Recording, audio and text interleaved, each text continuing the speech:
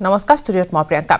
মাজুলীৰ নাও দুৰ্ঘটনাত নিহত পৰিমিতা দাসৰ ভগ্নী মধুমিতা দাসক ৰাজ্যিক শিক্ষা গৱেষণা আৰু প্ৰশিক্ষণ পৰিষদ অসম সঞ্চালকালয়ত প্ৰবক্তা পদত নিযুক্তি দিয়া হৈছে একেদৰে ইন্দেশ্বৰ বৰাৰ পত্নী ৰূপৰেখা বৰা সেনাপতিক লখিমপুৰ জিলা প্ৰাথমিক শিক্ষা বিষয়া কাৰ্যালয়ৰ চতুৰ্থ শ্ৰেণীৰ পদত নিযুক্তি দিয়া হৈছে আজি মুখ্যমন্ত্ৰী আনুষ্ঠানিকভাৱে দুইগৰাকীকে জনতা ভৱনত নিযুক্তি পত্ৰ প্ৰদান কৰে মাজুলীৰ ৰঙাচাহী মহাবিদ্যালয়ৰ অধ্যাপিকা আছিল নাও দুৰ্ঘটনাত মৃত্যু হোৱা পৰিমিতা দাস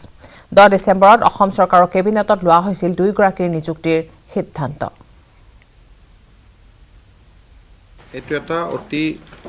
সমু অনুষ্ঠান আছিল 8 সেপ্টেম্বৰত নিমাতী ঘাটত শোকাবহ দুৰ্ঘটনা হয় সেই দুৰ্ঘটনাৰ পৰৱৰ্তী পৰ্যায়ত 89 গৰাকী যাত্ৰীক আমি উদ্ধাৰ কৰাত সফল হওঁ আৰু 3 গৰাকী লোকৰ সলিল সমাধি ঘটে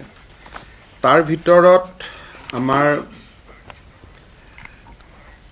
দুগৰাকী বিশেষকৈ 3 গৰাকী লোকৰ অৰ্থাৎ ডক্টৰ বিক্ৰমজিৎ বৰুৱা পৰিমিতা দাস আৰু ইন্দেশ্বৰ দাসৰ পৰলোক প্ৰাপ্তি হয়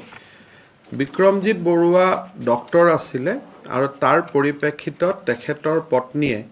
100% দৰমহাটো পাই থাকিব সেই কাৰণে তেখেতৰ ক্ষেত্ৰত আমি নিযুক্তিৰ কথা কোৱা নাছিলো কাৰণ যেহেতু তেওঁ 100% দৰমহা পাই থাকিব আৰু তেখেতৰ লগত মই কথাও পাতিছো আৰু মই তেখেতক জনাই থৈছো যে কিবা আৰ্থিক সহায়ৰ প্ৰয়োজন হলে চৰকাৰে কৰি থাকিব পৰিমিতা দাসৰ ভগ্নী আমাৰ মধুমিতা দাস তেখেতক কেবিনেটে তেখেতৰ উচ্চ শিক্ষাগত অৰ্হতাৰ প্ৰতি লক্ষ্য ৰাখি ৰাজ্যিক শিক্ষা গৱেষণা প্ৰতিষ্ঠান বা চমুকৈ SCRTত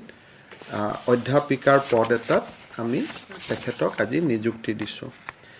ইন্দেশ্বৰ বৰাৰ পত্নী তেখেতসকলৰ ঘৰতো মই গৈছিলো ৰূপৰেখা বৰা সেনাপতিক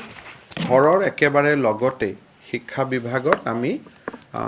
চতুৰ্থ শ্ৰেণীৰ চাকৰি এটা আগবঢ়াইছো SCRT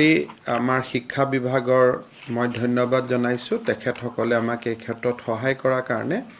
মই SCRT ডাইৰেক্টৰ আৰু এলিমেণ্টাৰী এডুকেশ্যনৰ ডাইৰেক্টৰক অনুৰোধ কৰিম যাতে ফাৰ্ষ্ট স্যালাৰিৰ প্ৰক্ৰিয়াটো তেওঁলোকৰ কষ্ট নোহোৱাকৈ যাতে হৈ যায় আৰু বিত্ত বিভাগৰ লগত যি যোগাযোগ কৰিব লাগে আমাৰ স্পেচিয়েল সেক্ৰেটাৰী প্ৰীতম শইকীয়াই কৰি দিব যাতে 2 মাহ বা এমাহৰ ভিতৰত গোটেই প্ৰক্ৰিয়াটো সম্পূৰ্ণ হৈ যায় আমি ৰাজ্য চৰকাৰখনে যি সংবেদনশীলতাৰে আমি কাম কৰি আছো আপোনালোকে দেখিছে যে অসম মিজোৰাম সংঘৰ্ষটো আমাৰ যিসকল জোৱানৰ মৃত্যু হৈছিল তেওঁলোকৰ পৰিবাৰসকলক বা পৰিয়ালক আমি তৎকালীনভাৱে চাকৰি দিয়াৰ ব্যৱস্থা কৰিছিলো আজিও এই ক্ষেত্ৰত আমি ব্যৱস্থা কৰিছো আৰু এটা সম্পূৰ্ণ সংবেদনশীল মন লৈ আমি আগবাঢ়ি আছো আমি যি হেৰুৱালো সেয়া আমি কেতিয়াও নাপাওঁ কিন্তু মুখ্যমন্ত্ৰী মহোদয়ে যি পদক্ষেপ ল'লে দুখ বহুতেই পালোঁ আজিৰ পৰা নতুন এটা জীৱনৰ সংকল্প লৈছোঁ মানে কি ক'ব বিচাৰিব অসম চৰকাৰক ধন্যবাদ জ্ঞাপন কৰিছোঁ তেওঁলোকক অসম চৰকাৰক মুখ্যমন্ত্ৰী মহোদয়ক মই কৃতজ্ঞতা আৰু ধন্যবাদ জ্ঞাপন কৰিছোঁ চিৰজীৱন কৃতজ্ঞ হৈ ৰম তেওঁৰ বাবে কোভিড পৰিস্থিতিৰ মাজতে দেশৰ 5খন ৰাজ্যত অনুষ্ঠিত হ'ব বিধানসভাৰ নিৰ্বাচন কেন্দ্ৰীয় নিৰ্বাচন আয়োগে এই কথা আজি ঘোষণা কৰিছে উত্তৰ প্ৰদেশ গোৱা মণিপুৰ পঞ্জাব আৰু উত্তৰাখণ্ড বিধানসভা নিৰ্বাচনৰ দিন আজি ঘোষণা কৰাৰ সম্ভাৱনা আছে উল্লেখ্য যে দেশৰ নিৰ্বাচন আয়োগে এই সম্পৰ্কত বিয়লিলৈ এখন সংবাদমেলৰ আয়োজন কৰিছে সংবাদমেলৰ পিছতে স্পষ্ট হ'ব নিৰ্বাচনৰ দিন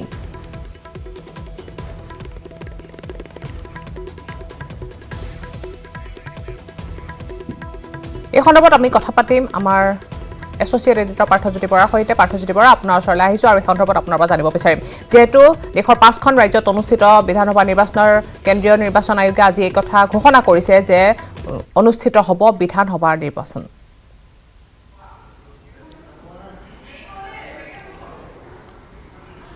প্ৰিয়ংকা কেন্দ্ৰীয় নিৰ্বাচনে ভাৰতৰ নিৰ্বাচন আয়োগে 3:30 বজাত এখন সংবাদমেল সম্বোধন কৰিব আৰু এই সংবাদমেলখনতে যি 5 ৰাজ্যৰ নিৰ্বাচনৰ তাৰিখ সেই তাৰিখ ঘোষণা কৰিব ইতিমধ্যে আপুনি জনাইছে গোৱা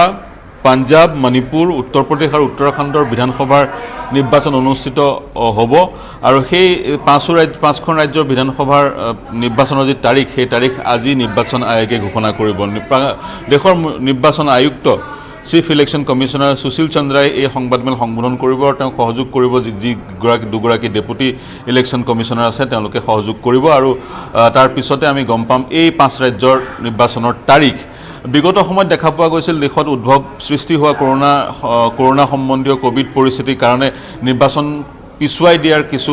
পৰামৰ্শ আহিছিল বহু দিশৰ পৰা। বিশেষকৈ এলাহাবাদ উচ্চ ন্যায়ালয়ে নিৰ্বাচন পিছুৱাই দিয়াৰ পৰামৰ্শ আগবঢ়াইছিল অমিক্ৰণৰ যি ভয়াৱহতা সেই ভয়াৱহতাৰ ওপৰত দৃষ্টি ৰাখি আৰু বিভিন্ন সময়ত বিভিন্নজনে ইলেকশ্যনৰ যি নিৰ্বাচনৰ যিসমূহ জনসভা হৈছিল সেই জনসভাবোৰ নকৰিবলৈ পৰামৰ্শ আগবঢ়াইছিল আৰু সভাবোৰ যাতে নহয় তাৰ কাৰণে নিৰ্বাচনৰ তাৰিখ পিছুৱাবলৈ পৰামৰ্শ আগবঢ়াইছিল বা দাবী জনাইছিল। কিন্তু তাৰ পিছত দেখা পোৱা গ'ল যিসমূহ ৰাজনৈতিক দল শাসক দলেই হওক বা বিৰোধী দলেই হওক তেওঁলোকে বিচাৰিছে নিৰ্বাচনৰ যি তাৰিখ সেই নিৰ্ধাৰিত তাৰিখতে নিৰ্বাচন অনুষ্ঠিত হওক। ইতিমধ্যে ইলেকশ্যন কমিশ্যনৰ ফুল হাউচে এই যিসমূহ ৰাজনৈতিক দল আছে এই 5খন ৰাজ্যৰ বিশেষকৈ প্ৰধান ৰাজনৈতিক দলসমূহ যিয়ে নিৰ্বাচনত অৱতীৰ্ণ হ'ব তেওঁলোকৰ নেতাৰ সৈতে শীৰ্ষ নেতাৰ সৈতে এক আলোচনাত ভাগে আলোচনাত অৱতীৰ্ণ হৈছিল আৰু তাৰ সমান্তৰালকৈ সেইসমূহ ৰাজ্যত তেওঁলোকে ভ্ৰমণ কৰিছিল আৰু তাৰ পিছত ভ্ৰমণ কৰাৰ পিছত বিশেষকৈ যিহেতু নিৰ্বাচন নিৰ্ধাৰিত সময়ত অনুষ্ঠিত কৰিবলৈ ৰাজনৈতিক দলসমূহে দাবী জনাইছিল তাৰ কাৰণে এতিয়া সেই সিদ্ধান্ত গ্ৰহণ কৰিছে ইলেকশ্যন কমিশ্যনে ভাৰতৰ নিৰ্বাচন আয়োগে আৰু নিৰ্বাচন সেই দিনসমূহতে অনুষ্ঠিত হ'ব যি সময়ত অনুষ্ঠিত হ'ব লাগে আৰু আজি সেই তাৰ তাৰিখ ঘোষণা হ'ব। কিন্তু যিহেতু দেশত এতিয়া অমিক্ৰণে ভয়াৱহ ৰূপ ধাৰণ কৰিছে বহু লোক অমিক্ৰণৰ গ্ৰাসত পৰিছে তেনে ক্ষেত্ৰত এইবাৰ নিৰ্বাচন কিন্তু সুকীয়া হোৱাৰ সম্ভাৱনাই অধিক। বিভিন্ন নীতি নিয়মৰ মাজেৰে এইবাৰ নিৰ্বাচন অনুষ্ঠিত হোৱাৰ সম্ভাৱনা অধিক। কিন্তু সেইসমূহ নীতি নিয়ম কি হ'ব যাতে অমিক্ৰণক আমি আঁতৰত ৰাখিব পাৰোঁ বা অমিক্ৰণক প্ৰতিৰোধ কৰিব পৰা যায় নিৰ্বাচনৰ গইনালৈ যাতে অমিক্ৰণ নিবিয়পে তাৰ কাৰণে নিৰ্বাচন আয়োগে কি ব্যৱস্থা গ্ৰহণ কৰে কি নীতি তেওঁলোকে কি নিয়মাৱলী তেওঁলোকে জাৰি কৰে সেয়া লক্ষণীয় হ'ব। আৰু তাতকৈ ডাঙৰ কথাটো নিৰ্বাচন কমিশ্যনে নিয়মাৱলী জাৰি কৰিলে যেনিবা যিসমূহ ৰাজনৈতিক দল যিসমূহ ৰাজনৈতিক নেতা তেওঁলোকে সেই নিয়মাৱলীসমূহ কেনেদৰে পালন কৰে সেয়াহে গুৰুত্বপূৰ্ণ হ'ব আৰু যদিহে পালন নকৰে তেনে ক্ষেত্ৰত ক্ষমা কৰিব নিৰ্বাচন আয়োগে কি ব্যৱস্থা গ্ৰহণ কৰে সেয়া লক্ষণীয় হ'ব। গতিকে আমি অপেক্ষা কৰি আছোঁ 3:30 বজালৈ নিৰ্বাচনৰ তাৰিখটো ঘোষণা হ'ব সি এক বিষয় কিন্তু কি সুকীয়া নীতি অৱলম্বন কৰে অমিক্ৰণক প্ৰতিৰোধ কৰিবলৈ ক'ব পাৰি যে নিৰ্বাচন আয়োগে আজি যি সংবাদমেলৰ আয়োজন কৰিছে এই সংবাদমেলতে সকলোখিনি কথা আহি পৰিব নিৰ্বাচনৰ দিনৰ লগতে সুকীয়া কি ধৰণে হ'ব বা কি নীতি নিয়ম মানি চলিব লাগিব সেই সকলোখিনি সংবাদমেলতে জনোৱা হ'ব নহয় জানো? হয় প্ৰিয়ংকা সকলোখিনি আজি সংবাদমেলতে ঘোষণা কৰা হ'ব। ইতিমধ্যে মই জনাইছোঁৱেই 3:30 সংবাদমেল অনুষ্ঠিত হ'ব নতুন দিল্লীত। মুখ্য নিৰ্বাচন আয়ুক্তই সেই সংবাদমেল অনুষ্ঠিত কৰিব আৰু সংবাদমেলতে 5 ৰাজ্যৰ নিৰ্বাচনৰ তাৰিখ ঘোষণা কৰিব আৰু নিয়মাৱলীখিনিও ঘোষণা কৰিব। উত্তৰ প্ৰদেশৰ বেলিকা 7-8টা ফেজত নিৰ্বাচন অনুষ্ঠিত হ'ব পাৰে বা কোভিডলৈ লক্ষ্য ৰাখি ফেজেছসমূহ কমাই দিয়া হ'ব পাৰে পৰ্যায়সমূহ কমাই দিয়া হ'ব পাৰে। মণিপুৰৰ বেলিকা উত্তৰ পূৰ্বাঞ্চলৰ মাত্ৰ এখনহে ৰাজ্যত নিৰ্বাচন অনুষ্ঠিত হ'ব। মণিপুৰৰ বেলিকা এটা ফেজতে নিৰ্বাচন সমাপ্ত কৰা বিশেষকৈ ভোটগ্ৰহণ সমাপ্ত কৰাৰ সম্ভাৱনা থাকিব পাৰে আৰু ভোট গণনাৰ দিন এদিনে নিৰ্ধাৰিত হ'ব পাৰে। বিগত সময়তো তেনেকুৱা হৈছিল কিন্তু গুৰুত্বপূৰ্ণ বিষয়টো হৈছে নিয়মাৱলী কি হ'ব আৰু সেই নিয়মাৱলীবোৰসমূহ নেতাই পালন নকৰিলে কি ব্যৱস্থা নিৰ্বাচন আয়োগে গ্ৰহণ কৰিব। প্ৰিয়ংকা পলিং ভোটটো বঢ়োৱাৰ ব্যৱস্থা থাকিব পাৰে নেকি পাৰ্থ?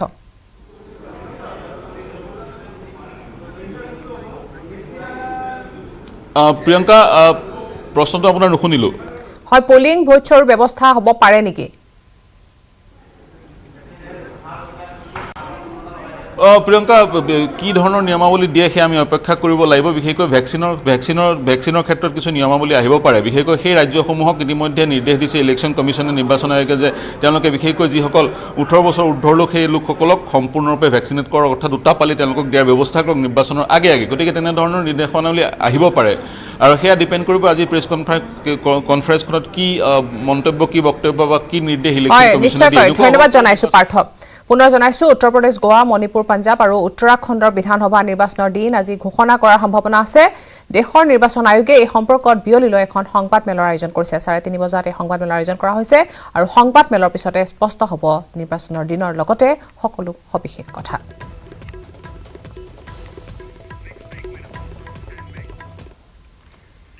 জাগিৰোডৰ বৰকুলৈত শনিবাৰে পুৱাই গড়ৰ সন্ত্ৰাস 3 দিন ধৰি গড়ৰ মুক্ত বিচৰণত আতংকিত হৈছে বৰকুলৈ নহতীয়াৰ ৰাইজ পবিতৰা অভয়াৰণ্যৰ পৰা ওলাই আহিছিল গড়টো 3 দিন ধৰি গড়টোৱে মুক্ত বিচৰণ কৰি থকাত বিনীত ৰজনী কটাব লগাত পৰিছে অঞ্চলবাসী সম্প্ৰতি পথাৰৰ পৰা নৈ পাৰৰ ঝাৰণিত অৱস্থান কৰিছে গড়টো গড় খেদিবলৈ বন বিভাগে 4টা হাতীৰ ব্যৱস্থা কৰিছে যদিও গড়টোক 3 দিন ধৰি উভতাই দিব পৰা নাই পবিতৰা অভয়াৰণ্যলৈ আৰু মোৰ এলেকাতে মই এজন চৰকাৰী গাঁওবুঢ়া হিচাপে কৈছোঁ যে বৰকুলি নবহতীয়া ৰাজহ গাঁও প্ৰথমতে নবহতীয়া ৰাজহ গাঁৱত সোমাল আৰু এই গড়টো পৰহিৰ পৰা খেদি নিব পৰা নাই উলটি আহে আৰু ওচৰৰ পৰাই গৈ আকৌ ঘূৰি আহে আহি আজি প্ৰায় ৰাতিপুৱা 5টামান বজাত গড়টো আমাৰ বৰকুলি গাঁৱত দেখা গ'ল আৰু দেখাৰ লগে লগে গোটেই ৰাইজে আহি মানে গড় চাইছে হুলস্থুল কৰিছে আমি বহুত বাধা দিছোঁ গড়টো যাতে খেদাখেদি নকৰে আৰু গড়টোক যাতে কোনে একো নকৰে তাৰপিছত আমি বন বিভাগত খবৰ দিলোঁ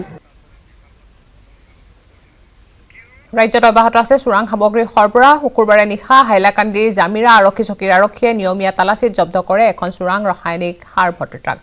আৰক্ষীৰ তথ্য অনুসৰি WB 756760 নম্বৰৰ ট্ৰাকখনে নিয়মীয়া তালাচীৰ সময়তে 550 বস্তা ইউৰিয়া সাৰসহ জব্দ কৰিবলৈ সক্ষম হয় গাড়ীখনৰ চালকে সাৰ সৰবৰাহৰ কোনো বৈধ নথি দেখুৱাব নোৱাৰাত আৰক্ষীয়ে ট্ৰাকখন জব্দ কৰাৰ লগতে চালকক গ্ৰেপ্তাৰ কৰি সোধা-পোছা চলায় সাৰখিনি গুৱাহাটীৰ পৰা মিজোৰামলৈ নিবলৈ যুঁজা চলাইছিল ট্ৰাকখনত আমি এখন গাড়ী পাইছিলোঁ WB 756760 এই গাড়ীখনত আছে ফাৰ্টিলাইজাৰ ইউৰিয়া হ'ব পাৰে মষ্ট প্ৰবেবলি আমি এইটো পিছত গম পাম ইয়াত এজনক আটক কৰা হৈছে আৰু তেখেতক জেল হাজতলৈ প্ৰেৰণ কৰা হৈছে হয় তেখেতকে পোৱা হৈছে গাড়ীখনত আৰু বেলেগ কোনো নাছিলে তেখেতে আছে তেখেতক সোধা-পোছাৰ কাৰণে আমি পুলিচ ৰিমাণ্ডত লোৱা হৈছে কিমান কোৱান্টিটি আছে এতিয়া 550 বেগ কিন্তু আমি পুৰা ভালকৈ এবাৰ ৱেইট আৰু মেজাৰমেণ্ট কৰিবলৈ বাকী আছে ইয়াৰ বজাৰ মূল্য কিমান হ'ব ইয়াৰ বজাৰ মূল্যটো বিশেষ ক'বলৈ নোৱাৰি কাৰণ বজাৰত এনেকুৱা স্পেচিফিক ফাৰ্টিলাইজাৰৰ মাৰ্কেট বিষয়ে আমি জ্ঞাত নহয়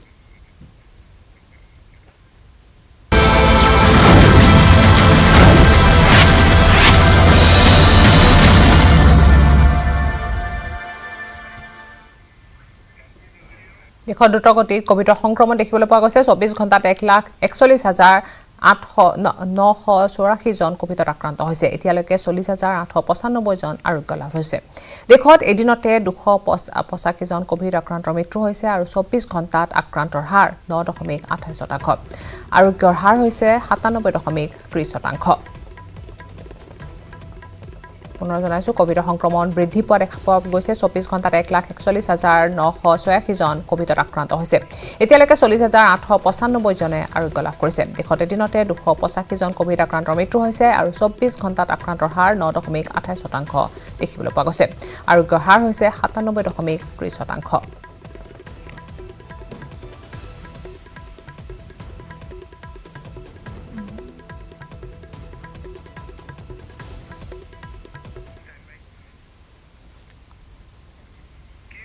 কোভিডৰ সমান্তৰালকৈ অমিক্ৰমণৰ দ্ৰুত সংক্ৰমণ দেখিবলৈ পোৱা গৈছে বিগত 24 ঘণ্টাত 3,071 জন আক্ৰান্ত হৈছে মহাৰাষ্ট্ৰত আক্ৰান্ত হৈছে 876 জন দিল্লীত 513 জন কৰ্ণাটকত 333 জন ৰাজস্থানত 291 জন আক্ৰান্ত হৈছে কেৰালাত 284 গুজৰাটত 204 জন তেলেংগানাত 123 জন আক্ৰান্ত হৈছে হাৰিয়ানাত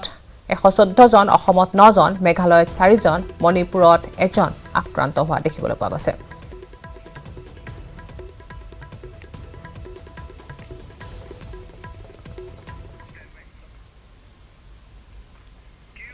ৰাজ্যত পুনৰ হাজাৰৰ ঘৰ অতিক্ৰম কৰিলে কৰোনা আক্ৰান্তৰ সংখ্যাই শুকুৰবাৰে ৰাজ্যত 11,167 জন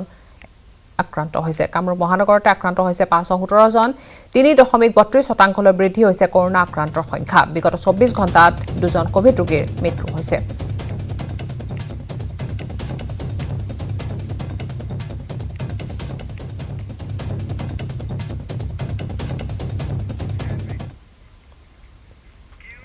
বিশ্বনাথৰ ঐতিহ্যমণ্ডিত বিশ্বনাথত শনিবাৰে পুৱা উদ্ধাৰ হৈছে এটা অচিনাক্ত মৃতদেহ মৃতদেহটোৰ পৰা উদ্ধাৰ হৈছে বন্দুকৰ গুলী মেগজিন আৰু এখন টেগাৰ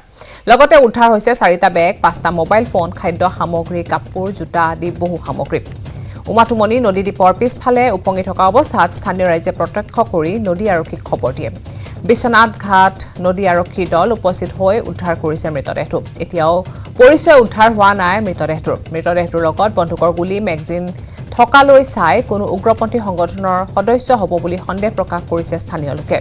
অৱশ্যে এতিয়াও নিশ্চিত নহয় মৃতদেহটো কাৰ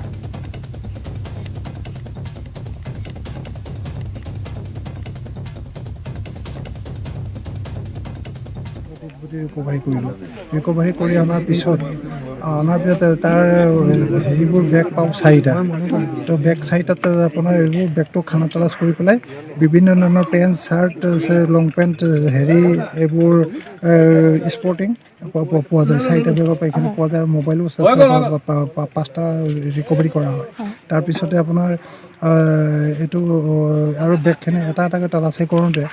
তাত আপোনাৰ মেগজিন এটা পোৱা হয় এই মেগজিনটো আপোনাৰ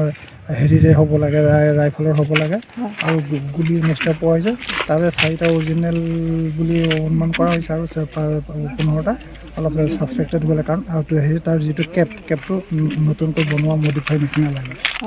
আজি ৰাইজৰ দলৰ প্ৰথম কেন্দ্ৰীয় প্ৰতিষ্ঠা দিৱস শিৱসাগৰ যুৱ দলত অনুষ্ঠিত হৈছে প্ৰতিষ্ঠা দিৱসৰ লগত সংগতি ৰাখি পুৱাৰে পৰা বিশেষ কাৰ্যসূচী অনুষ্ঠিত হৈছে প্ৰতিষ্ঠা দিৱসৰ পুৱা পতাকা উত্তোলন আৰু শ্বহীদ তৰ্পণ কৰে দলৰ সভাপতি অখিল গগৈ প্ৰতিষ্ঠা দিৱসত ৰাইজৰ দলৰ উদ্দেশ্যে প্ৰকাশ কৰাৰ লগতে কেন্দ্ৰীয় আৰু ৰাজ্য চৰকাৰৰ বিৰুদ্ধে ক্ষোভ প্ৰকাশ কৰে অসমক বিশেষ মৰ্যাদা ঘূৰাই অনাৰ বাবে যুঁজ দি যাব বুলি সংকল্প লয় দলটোৰ কৰ্মকৰ্তাসকলে এই সন্দৰ্ভত প্ৰদীপ গগৈৰ বিশেষ প্ৰতিবেদন ৰাইজৰ দলৰ প্ৰথম কেন্দ্ৰীয় প্ৰতিষ্ঠা দিৱস শিৱসাগৰত অনুষ্ঠিত কৰিছে শিৱসাগৰ যুৱ দলত আৰু মই পোনপ্ৰথমে শ্বহীদ ইয়াত ইতিমধ্যে শ্বহীদ তৰ্পণ আৰু পতাকা উত্তোলন সম্পূৰ্ণ হৈছে এয়া দেখিছে যে প্ৰথম কা আন্দোলনৰ যি পঞ্চশ্বহীদ তেওঁলোকলৈ ইতিমধ্যে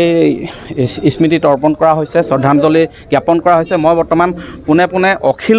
অখিল গগৈ আছে ৰাইজৰ দলৰ সভাপতি তেওঁৰ পৰা জানিব বিচাৰিম আজি কি ধৰণৰ কাৰ্যসূচী গ্ৰহণ কৰা হৈছে আৰু এই মুহূৰ্তত এক জটিল সময় মাঘ বিহুৰ প্ৰাকখনত এচপিও আহিছে এই আটাইকেইটা বিষয়ে কি ক'ব আজি ৰাইজৰ দলৰ প্ৰথম প্ৰতিষ্ঠা দিৱস আৰু মই ৰাইজৰ দলৰ যদিও সভাপতি হৈছিলোঁ আপোনালোকে সকলোৱে জানে যে মই জেইলতহে আছিলোঁ তেতিয়া গতিকে ৰাইজৰ দলৰ জন্মৰ প্ৰসৱ বেদনাৰ লগত বাস্তৱিকতে মই তেতিয়া উপস্থিত নাছিলোঁ আজি প্ৰথমবাৰৰ কাৰণে আমাৰ প্ৰতিষ্ঠা দিৱস অনুষ্ঠিত হৈছে আৰু এই প্ৰতিষ্ঠা দিৱসৰ এই সময়খিনি এটা অতি জটিল সময়ত আমি প্ৰতিষ্ঠা দিৱস পালন কৰিছোঁ এহাতেদি চাৰিওফালে আমাৰ লকডাউন আৰু আপোনাৰ কৰোনা ভাইৰাছৰ প্ৰভাৱ কৰোনা ভাইৰাছ আৰু লকডাউনৰ কাৰণে দেশৰ অৰ্থনীতি এতিয়া ভাগি ছিগি গৈছে দেশ ৰাজ্য চৰকাৰ প্ৰায় দেউলীয়া আৰু জনগণৰ অৱস্থা খুব বেয়া গতিকে এনেকুৱা পৰিস্থিতিত প্ৰথম প্ৰতিষ্ঠা দিৱসত আমি কেনেকৈনো দেশৰ অৰ্থনীতি সঁচাকৈ সমৃদ্ধিশালী কৰিব পাৰি পুনৰ গঠন কৰিব পাৰি এই সম্পৰ্কে নিশ্চয় আজি চৰ্চা হ'ব কিন্তু আটাইতকৈ গুৰুত্বপূৰ্ণ যি চৰ্চা আজি আমাৰ প্ৰতিষ্ঠা দিৱসত অনুষ্ঠিত হ'ব সেয়া হ'ল যে ভাৰতবৰ্ষৰ চৰকাৰে কেন্দ্ৰীয় চৰকাৰে আমাৰ ৰাজ্যবিলাকৰ অধিকাৰ কাঢ়ি লৈ গৈছে বিশেষকৈ অসমৰ বিশেষ ৰাজ্যৰ মৰ্যাদা কৰ্তন কৰি দিয়াৰ কাৰণে আমি 40-50 হাজাৰ কোটি টকা এবছৰত কমকৈ টকা পাবলৈ লৈছোঁ কেন্দ্ৰীয় চৰকাৰৰ পৰা যাৰ ফলস্বৰূপে এতিয়া কি কৈছে আমাৰ ৰাজ্য চৰকাৰৰ ধনৰ অভাৱ যাৰ কাৰণে উন্নয়ন স্তব্ধ হৈ গৈছে সেইকাৰণে আজি প্ৰতিষ্ঠা দিৱসৰ আমাৰ মূল বস্তুটো হ'ল যে অসমৰ বিশেষ ৰাজ্যৰ মৰ্যাদা ঘূৰাই অনা আৰু যদি সম্ভৱ হয় অসমৰ ৰাইজে সংগ্ৰামৰ মাজেদি সাংবিধানিকভাৱে বিশেষ ৰাজ্যৰ মৰ্যাদা পাবৰ কাৰণে চেষ্টা কৰা ভাৰতবৰ্ষৰ সংবিধানৰ 371 কৰ পৰা এৰ পৰা জেলৈকে যি ধাৰাসমূহ আছে সেই ধাৰাৰ অধীনত বিশেষ ৰাজ্যৰ মৰ্যাদা যদি আমি লাভ কৰিব পাৰোঁ তেতিয়াহ'লে অসম বাচিব কলিয়াবৰত চৰকাৰী নিৰ্দেশনা কেৰেপ নকৰে একাংশ লোকে দেশৰ লগতে ৰাজ্যত কোভিড তথা অমিক্ৰণৰ সংক্ৰমণ দিনত দিনে বৃদ্ধি পোৱাৰ পিছতো গা লৰা নাই একাংশৰ মাস্ক অবিহনে কলিয়াবৰৰ দৈনিক বজাৰ সাপ্তাহিক বজাৰত বহু ক্ৰেতা বিক্ৰেতাই ভিৰ কৰা দেখিবলৈ পোৱা গৈছে শুকুৰবাৰৰ পৰা সকলোৱে মাস্ক পৰিধান কৰাটো বাধ্যতামূলক বুলি ঘোষণা কৰি আহিছে চৰকাৰে কিন্তু একাংশ অসচেতন লোকে চৰকাৰী নিৰ্দেশনাক কোনো গুৰুত্ব নিদিয়াকৈ মাস্ক পৰিধান নকৰাকৈ এনেদৰে কলিয়াবৰ উলুৱনি সাপ্তাহিক বজাৰত ভিৰ কৰা দেখিবলৈ পোৱা গৈছে বজাৰত একচুৱেলি আহোঁতে মাস্ক পিন্ধি অহাৰ নিজৰ কাৰণেও ভাল আৰু বেলেগৰ কাৰণেও ভাল যিহেতু এতিয়া মানে অমিক্ৰণৰ বৃদ্ধি পাইছে সেইকাৰণে সকলোৱে সজাগ হোৱাটো প্ৰয়োজন সেইকাৰণে চবে নিজে সজাগ হৈ মাস্ক পিন্ধাটো বাধ্যতামূলক আৰু বজাৰত আহিলে সদায় মাস্ক আৰু চেনিটাইজ কৰাটো অতি প্ৰয়োজনীয়।